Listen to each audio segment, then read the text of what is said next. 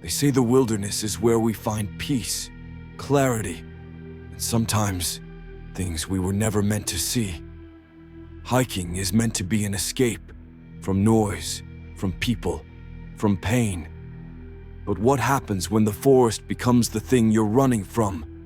The trees hide more than just wildlife, and sometimes when you're alone out there, you're not really alone.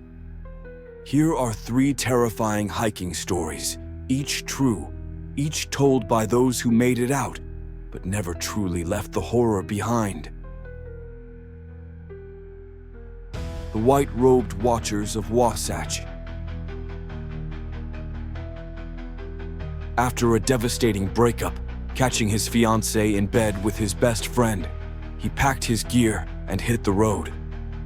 Utah was supposed to be the place he'd reclaim his peace. The Wasatch Range was remote, beautiful, and more importantly, quiet. He drove down an unmarked access road until the trees grew too thick for his car to go further. Stepping out, the air was damp and cool. His boots crunched pine needles. No service. Perfect. He hiked alone, following a digital GPS trail to a lookout point at the summit, 3 to 4 miles out. But an hour in, the rain started.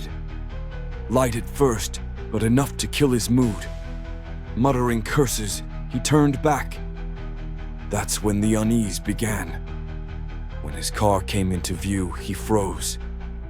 All 4 tires were slashed. It wasn't an animal. It wasn't an accident. It was a message. One carved in rubber. He scanned the woods. Nothing. Only the sound of rain hitting leaves. With no cell signal and miles from any road, he made a choice. Go back up the mountain to the lookout. High ground might bring service. Staying put wasn't an option. But he wasn't alone anymore. Halfway up, he heard it, rustling, about 40 yards behind. It stopped when he stopped. It moved when he moved. But when he glanced back, nothing. Sunlight vanished behind thick clouds. The rain misted like breath on cold glass. Then, at the summit, his phone pinged. 1 bar. He called the police, reported the vandalism, the stalker, his location. They promised to dispatch help.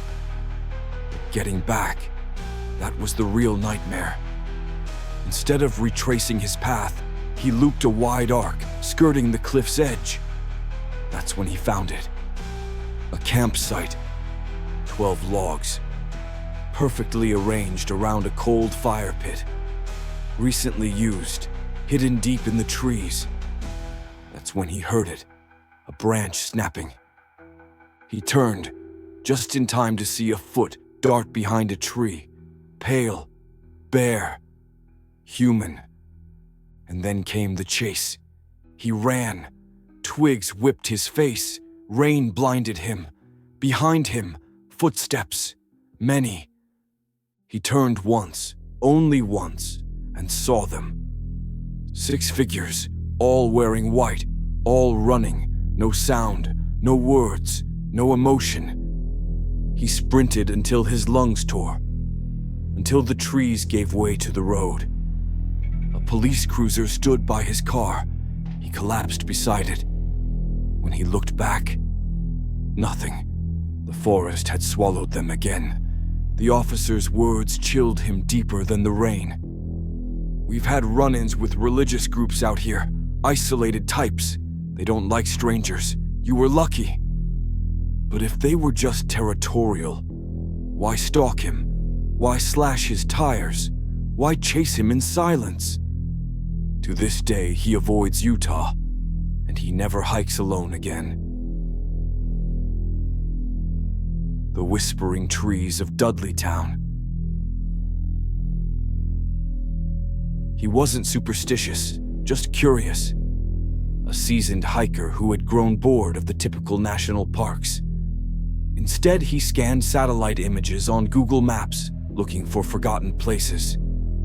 That's how he found Dudleytown, and an abandoned colonial settlement long buried under rumors of curses, madness, and death. Officially off limits. Unofficially, exactly what he was looking for.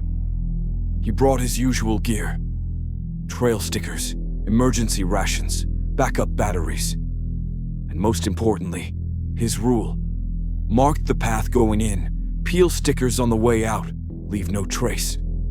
The first thing he noticed: silence. No birds, no wind, just stillness. He tried to ignore it, placing his markers, but then came the sound. Low, wailing, like a wounded animal crying in agony. But there was no wind, no movement, no explanation. He told himself he'd leave if one more weird thing happened. He didn't have to wait long. Symbols, carved into the bark of a tree ahead. Dozens of them, crude, deep, not letters, not language, just chaos. He turned around instantly, peeled his stickers one by one, heading back. But then, he spotted it. A cave that hadn't been there before. And worse, his markers now pointed toward it. They had been moved, lower, closer to the cave mouth. Someone was trying to lead him there. He ran, panic fogging his vision. The forest remained silent except for the pounding of his own steps. He stopped, tried to check GPS, 1 bar, enough to find his car's location. But just then, the wailing returned, louder, closer. He didn't look back. He just ran. When he burst through the tree line and reached his car, the sound stopped instantly, like it was never there. He never went back. But sometimes, in the middle of the night, he swears he hears that same wail from outside his window. 3. The black bags beneath the water. His childhood home sat on the edge of a patch of woods. Beyond that, a fence. And beyond the fence, the reservoir, a place of childhood memories. First cigarettes, secret swims, midnight escapes.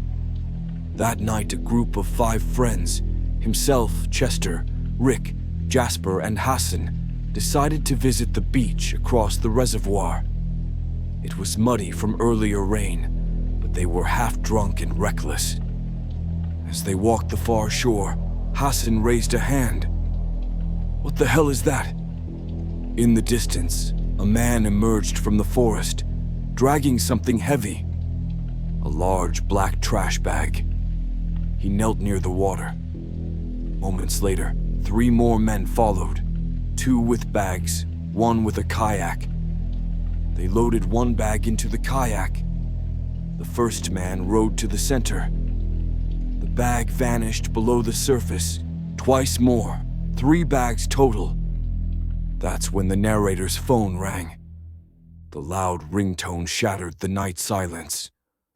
All 4 men turned toward the sound. They ran, slipping, falling, pushing through branches. The men chased, silent, relentless. Back through the fence, back to the yard. They called the police. The police came, searched, found muddy footprints leading up to their back fence. A few days later, divers pulled 3 human bodies from the reservoir. No suspects, no arrests, no names released. For weeks afterward, his mother swore she saw lights flashing in the woods at night. Eventually, they moved. Not because of ghosts, but because some people knew where they lived. Nature heals, but it also hides. There are things in the woods that no map shows, symbols that no language explains, eyes that watch from the shadows, and sounds you can never forget. So next time you think about hiking alone, ask yourself, do you really know what's waiting out there?